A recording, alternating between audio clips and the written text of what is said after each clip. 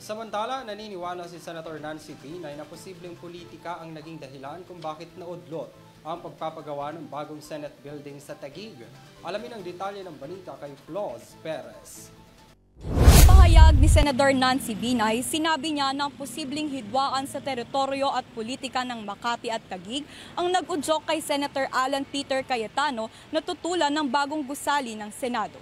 Ito'y matapos tanggihan umano ni Cayetano na makipag-usap sa kanya tungkol sa issue. Nabanggit ito ni Binay habang nag-aayos para sa pagdinig ng Senate Accounts Committee ngayong araw upang suriin ang pagtaas ng gastos sa naturang proyekto. Naging bagong chairman ng Senado sa Senate Accounts si Cayetano matapos magbitiw si Binay dahil sa pag-alis ni Senator Juan Miguel Zubiri bilang Pangulo ng Senado.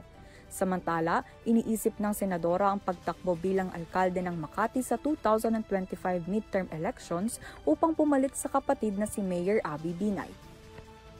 Nagkaroon umano ng alitan si Mayor Abby at si Taguig Mayor Lani Cayetano dahil sa territorial na dispute sa 10 enlisted men's barrio o EMBO barangays na dating saklaw ng Makati.